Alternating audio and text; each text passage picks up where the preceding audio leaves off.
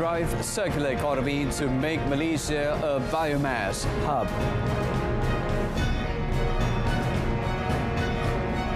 And SOSMA Subsection 4, Subsection 5 extended for 5 years.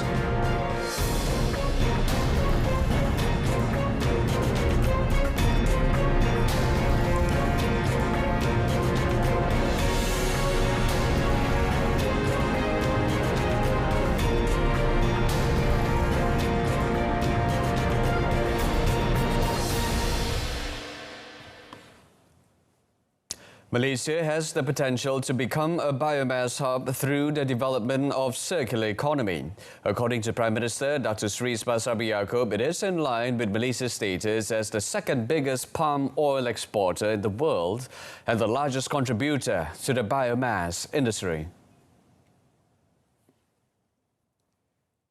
Elaborating further, the Prime Minister said to drive the development of circular economy, focus should be given towards using raw materials from waste or excess in the chain of the agri-commodity sector. Justru kerajaan amat menggalakkan usaha menjadikan hampas isi rong sawit sebagai bahan mentah makanan domestik, aquaculture dan penternakan bagi mengurangkan penggantungan import dan menyumbang kepada inisiatif security makanan negara. Pada masa yang sama, pendekatan untuk menggunakan bahan mentah daripada sisa buangan atau lebihan di sepanjang rantaian nilai sektor agro-komoditi juga diberi tumpuan bagi memacu pembangunan ekonomi kitaran ataupun circular economy. Speaking at the launch of Malaysia International Agri-Commodity Expo and Summit in Kuala Lumpur today, the Premier added using the agri-commodity waste as an alternative is impeccable. Due to the ongoing food security crisis, global economy uncertainty and geopolitical crisis as well as climate change. Dr. Sri Masabri also said the agri-commodity will be able to help revive the country's economy and stabilize it. Meanwhile, Dr. Sri Basari also informed that the government will continue to stimulate foreign direct investment (FDI) to diversify agri-commodity products with high added value. Towards this end, China government-owned companies will work together with local companies and Malaysia Palm Oil Board (MPOB) to produce hydro-treated vegetable oil or HVO and sustainable aviation fuel (SAF) in the country involving FDI. Worth 6 billion ringgit. Usaha ini bakal menawarkan 1,000 peluang pekerjaan. Pembinaan kilang HVO dan SAF pertama di Malaysia ini merupakan salah satu inisiatif untuk memacu sektor sawit Malaysia ke arah industri berteknologi dan bernilai tinggi. The China companies that will be involved in the initiative are Shangji Construction Investment Group Co. Limited and Institute of Coal Chemistry, Chinese Academy of Sciences. Meanwhile, Pengerang Maritime Industries Sendirian Berhad and Sabah Oil and Gas Development Corporation will be representatives for Malaysia. Labourers from Pakistan and India have the potential to be brought into the local farming sector. Plantation Industries and Commodities Minister Dr. Zuraida Kamaruddin said the move can reduce Malaysia's dependency on Indonesia and Bangladesh for labour power. Ada potensi untuk pekerja dari Pakistan untuk masuk dalam bidang peladangan. Saya lihat angkanya makin meningkat daripada Pakistan dalam 1,000 lebih tak salah saya. So jadi itu menjadi satu potensi dan India juga ada juga yang dalam bidang peladangan. Jadi saya akan minta industry players untuk cuba market India dan Pakistan jadi tidak terlalu bergantung kepada Indonesia dan juga Bangladesh. Speaking at the Malaysia International Agri-Commodity Expo and Summit 2022 MIASIS, she said the government will ensure that the companies and ministries look after the welfare of plantation workers and also comply with sustainability issues. MIASIS will be a platform to counter allegations such as those on forced labour and sustainability issues in the agri-commodity sector. The government is considering to re-allow the export of chicken in the nearest future. However, according to Deputy Minister of Agriculture and Food Industry, Dr. Nik Muhammad Zawawi Saleh, the exact date to lift the export ban is yet to be determined. Tarikh belum ada lagi, tetapi insya-Allah dia tidak lama. Dia tidak lama. Kita dah ada jawatan kuasa jihad inflasi dan saya pun duduk. Menteri tidak lama maksudnya 1 bulan, 2 bulan, 3 bulan, 6 bulan. Dengan maaf kita belum ada keputusan lagi. Saya tak boleh nak sebut 1 bulan, 2 bulan. The chicken export ban was enforced since the 1st of June and it is a temporary measure to stabilize the domestic chicken supply. However, there is no timeline set to lift the ban. The motion for the extension of subsection 4, subsection 5 of the Security Offences Special Measures Act 2012 for SOSMA or Act 747 for another 5 years beginning 31st July was passed by Dewan Rakyat today. The motion tabled by Home Minister Dr. Sri Hamzah Zainuddin was approved in a block vote which saw 111 members of parliament agreeing while 88 disagreed with 21 absent. When tabling the motion for the second reading, Dato Sri Hamzah said the subsection should be extended to combat threats to the country's sovereignty, security and public order. He stressed that the act would also give justice to detainees, including the opportunity to meet their counsels, and security offence cases would also be tried at the High Court. Kita tidak boleh berkompromi dengan anasir-anasir yang mengancam keselamatan negara dan tugas pihak PDRM serta semua agensi keselamatan dalam negara kita adalah bagi memastikan negara ini aman dan selamat untuk didiami. When winding up the motion, Dato Sri Hamzah agreed to carry out amendments to Act 747 so that there would be no more issues arising on the use of the said Act. He said this included the arrests of politicians with SOSMA.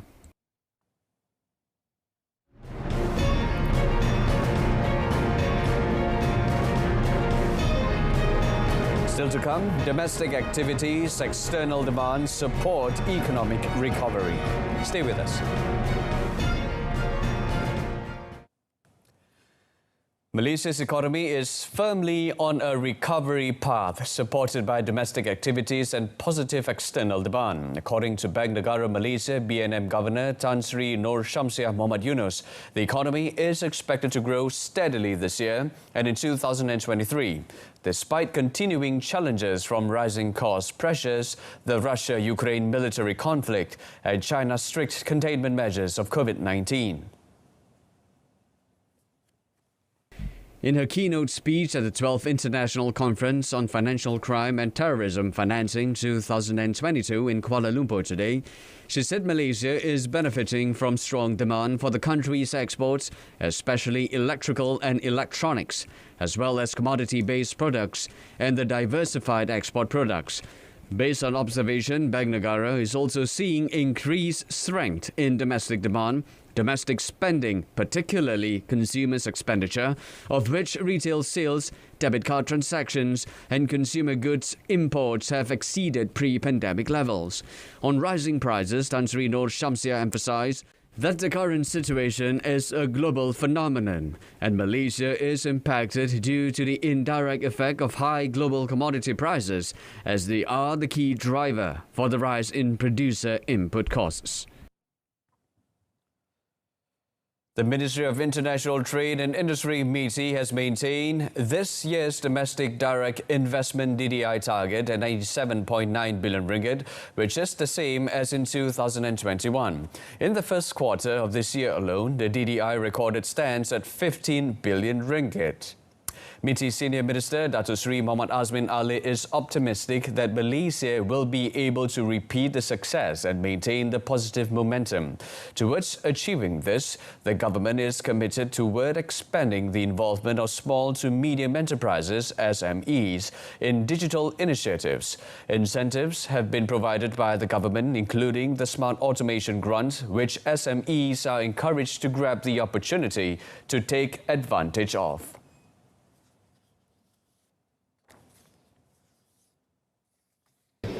Antara langkah yang saya cadangkan tadi ialah untuk SMEs terlibat secara langsung dalam digitalisation, automation dan robotik, kerana industri pembuatan seperti ini memerlukan teknologi-teknologi baru untuk meningkatkan produktiviti dan juga efisiensi. Dan saya lihat sudah ada kesungguhan. Now, the government is actively monitoring illegal activities that have led to revenue leakages such as smuggling, with the effort spearheaded by a multi-agency task force, as well as the National Anti-Financial Crime Centre (NFCC).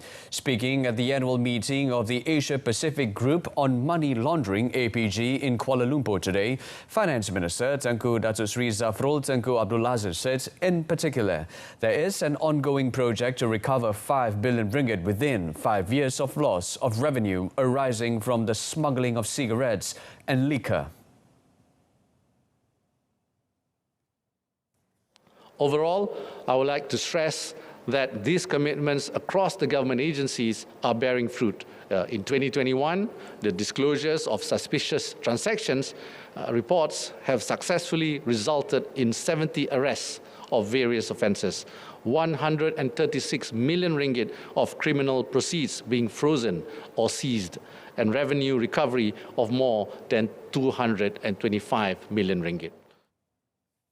He noted that the World Governance Indicator also shows that Malaysia has improved its percentile ranking from the past 10 years in the voice and accountability, regulatory quality, rule of law, and control of corruption dimensions. Recognizing the importance of a whole-of-government approach, the minister said the government has expanded its National Coordination Committee to counter money laundering to 17 agencies and ministries, without which effective anti-money laundering, countering financing of terrorism efforts in Malaysia will not be possible.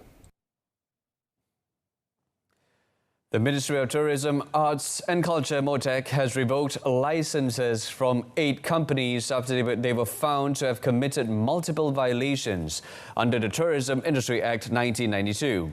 Its Minister, Datuk Seri Nancy Shukri, said MOTAC will always work together with Tabung Haji to mobilise a more proactive enforcement to prevent fraud cases involving Hajj pilgrims.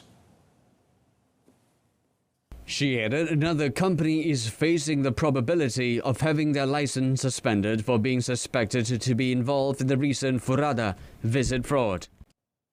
Maka kita ada peruntukan di bawah Seksyen 5(2) dan ada juga 5 dalam kurungan 2 ya. Kalau mereka menjalankan perniagaan tanpa lesen. Tapi kalau mereka telah menyalahkan undang-undang di bawah MOTAC, mereka yang berdaftar dengan kita, ianya adalah satu kesalahan di mana perlu dibuktikan pengusahaan pelancongan berlesen itu menjalankan perniagaannya mengikut cara yang memudaratkan kepentingan orang awam, industri pelancongan atau ekonomi negara. Tadi nak tanya dari segi statistik ya. Kita telah mengambil tindakan bagi mereka yang melanggar peraturan di bawah Akta Industri Pelancongan 1992, Akta 482. Speaking at the Dewan Rakyat, Datuk Seri Nancy advised the public to be more careful when dealing with any tourism agencies that offer Hajj packages. And in other news, several health clinics around Klang Valley are now operating beyond the regular office hours to reduce congestion in hospital emergency departments caused by those with non-urgent medical conditions. According to Deputy Health Minister Datuk Dr. Nur Azmi Ghazali, the operating hours of the clinics have been extended until 9 or 10 p.m. every day. Tidak semua yang contohnya di ED hospital semua datang sebagai, sedangkan tak semuanya yang duduk boleh duduk red zone lah kan. Setengah tu kena clean zone. So dia boleh duduk pergi klinik kesihatan saja, dia tak payah pergi ke hospital. Jadi ini maknanya tak semua yang pergi ke hospital tu perlu pergi ke hospital hingga sesak hospital. Speaking after officiating at the 3rd Health Ministry Dietitians Quality and Research Convention DQRC 2022, he said the purpose of the extended hours is to reduce the burden of staff at the department. The extended hours will continue as needed, and this had been implemented before but was stopped due to the COVID-19 pandemic. Now, 400 people die every week due to cigarettes. According to Health Minister Khairi Jamaluddin, tobacco intake is the main factor that causes cancer, which leads to the highest amount of deaths in hospitals. Produk tembakau juga menyebabkan ketagihan nikotin yang merupakan satu kandungan dalam rokok. It takes less than 10 seconds for the nicotine to hit your brain once you inhale cigarette smoke. Sebab itu sukar untuk perokok berhenti merokok, menjadikan ramai merokok sepanjang hayat dan mengidapi pelbagai jenis penyakit. Khairi stated this through a posting on his official TikTok account in line with the campaign to ban all cigarettes, vapes and all smoking apparatus for those born after the year 2007, which will be tabled next week. He strictly reiterated that cigarettes cause various chronic diseases to smokers as well as those around them. The public is advised to each play their part in giving rise to a generation that is free from smoking.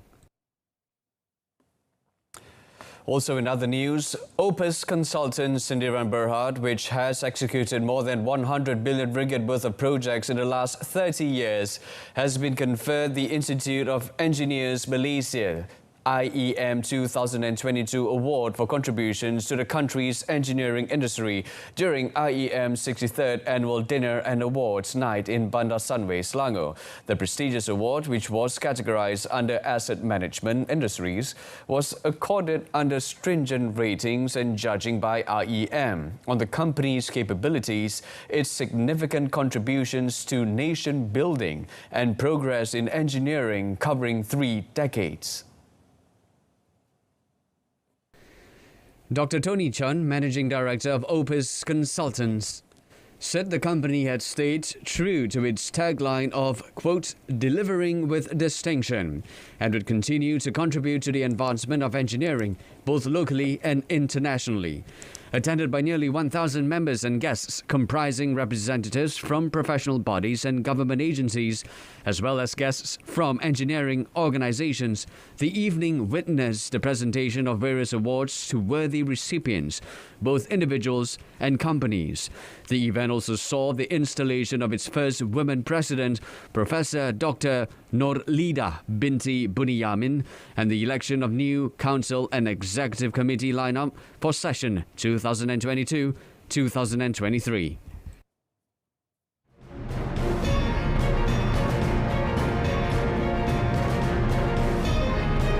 Malaysia condemns Myanmar's execution. There are more coming up in the foreign segment.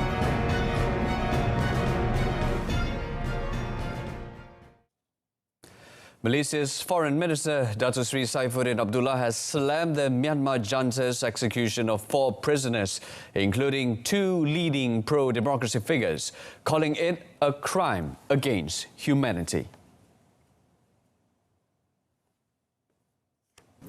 We condemn the action by the junta to execute the 4 activists. We feel that this is a crime against humanity. I believe the foreign ministers, when we meet in Phnom Penh on the 3rd of August, will look into this. And just about a week before the ASEAN foreign ministers meeting in Phnom Penh. So we look at it that as if the junta is making a mockery of the 5-point consensus, and I think we really have to look at this very, very seriously. Speaking to the press in Kuala Lumpur today, Datuk Sri Saifuddin also urged ASEAN to engage with the National Unity Government (NUG), as well as the National Unity Consultative Council (NUCC), to address the matter. Myanmar's execution of 4 prisoners, including a former member of Aung San Suu Kyi's party, is highly reprehensible, said the chair of a regional bloc leading diplomatic efforts to resolve the post-coup crisis. Cambodia, which currently heads the Association of Southeast Asian Nations, ASEAN, said the bloc was extremely troubled and deeply saddened by the executions, Myanmar's first in decades. In a statement issued Tuesday, it accused the junta of a gross lack of will to engage with ASEAN's efforts to facilitate dialogue between the military and its opponents. The statement also noted that the executions had taken place, quote, despite the personal appeal of Cambodian Prime Minister Hun Sen to halt proceedings. In Thailand today, hundreds of people staged a noisy protest outside the Myanmar embassy in Bangkok. The 10-nation bloc, of which Myanmar is a member, has led diplomatic efforts to end the chaos unleashed by last year's putsch. In April 2021, it reached a 5-point consensus with the junta, which calls for a cessation of violence and constructive dialogue. But violence has continued, with anti-junta groups clashing regularly with the military, which is accused of torching villagers. Myanmar remains isolated on the international stage, with Cambodia's leader Hun Sen the only foreign head of state to visit since the putsch. According to a local monitoring group, since Myanmar's coup, more than 2,100 people have been killed in the military crackdown on dissent. EU ministers debated today how to reduce gas consumption this winter, an act of solidarity for Germany and a response to Russia's manipulation of supply as an economic weapon. The plan under discussion in Brussels could see exceptions and carve-outs as European Union countries blanched at making too deep a sacrifice for Berlin and a few landlocked member states. Germany, the EU's economic powerhouse, is hugely dependent on Russian gas and remains at the mercy of the supply from Gazprom for the years still needed to find alternative sources. France said showing solidarity to Berlin would help all of Europe, even though Germany takes a major share of the 40% of EU gas imports that came from Russia last year. The plan under consideration would ask member states to voluntarily reduce gas use by 15%, starting next month and over the subsequent winter through March. Czech Industry Minister Josef Sikela, whose country holds the rotating EU presidency, said the plan would deliver a strong answer to state-run Gazprom's plan to cut gas deliveries to Europe. Sikela said Russian President Vladimir Putin will continue to play his dirty games in misusing and blackmailing gas supplies.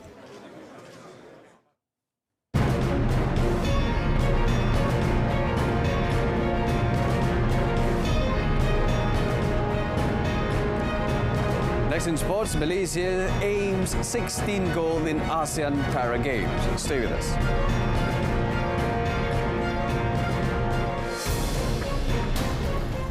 The national contingent is aiming to secure 16 gold medals in the upcoming ASEAN Para Games in Solo, Indonesia, set to begin this Saturday. According to Chef de Mission CDM Colonel Nur Azam Arifin, the Malaysian athletes are able to achieve the target set. Saya rasa sasaran itu adalah realistik kerana kita bawa juga nama-nama besar dalam sukan ini. Dan saya dapati ada juga atlet yang tidak pernah ke sukan para selepas KL 17. Jadi mungkin ini adalah pengalaman pertama mereka untuk keluar negara. So setelah kita hitung dan kita dapati 16 adalah cukup realistik. InsyaAllah dengan semangat yang ada pada mereka, kita akan capai sekurang-kurangnya 16 yang kita sasarkan. Colonel Noor Azam said this at Kuala Lumpur International Airport, KLIA, before departing to Indonesia with the national para contingent. He said all 72 athletes have made their preparations and ready to display their best performance in solo. Back in 2017, the national para contingent managed to secure 90 golds, 85 silvers and 83 bronzes, thus reaching the second place overall behind Indonesia, who won 126 golds, 75 silvers and 50 bronzes. Meanwhile, shot put champion Muhammad Ziad Zulkifli has expressed his excitement and confidence to win gold in the event. The 32-year-old Paralympic gold medalist said he wants to break the ASEAN shot put record, which he currently holds. Macam saya sendiri, saya nak cuba tengok jarak saya nak buat yang jarak balingan saya yang terbaik. Okey, untuk kalau saya punya best untuk para ASEAN ni, saya buat pada tahun 2017 di KL, jarak dalam 16.81. Kemungkinan sini saya nak buat 17 meter. So better daripada result last year. Kita buat yang terbaik di sini. Itu lah, di Solo, untuk menjadikan benda jarak tu lebih better the next game nanti. The last time Muhammad Ziad competed was at the Asian Para Games in Kuala Lumpur in 2017, when he managed to win a gold with a throw of 16.81 meter. In Hanoi SEA Games, Muhammad Ziad managed to win a bronze with a throw of 17.2 meter. In motorsports, Formula One teams say they need a quick decision, preferably before the August break, on proposed 2023 technical changes that aim to end the sport's porpoising problem, but have divided the paddock. The governing FIA wants to tackle vertical oscillation, a phenomenon where cars bounce at speed like a porpoise through water. That the proposals favour those who got this year wrong and should not be forced through a safety grounds. Either way, all need to know what rules apply for 2023 to avoid waste. That ends News at 10, wrapping up with a reminder of our top story: drive circular economy to make Malaysia a biomass hub. Join us for more updates at 12:30 p.m. tomorrow. Till then, it's lights out. I'm Brenda Lepore.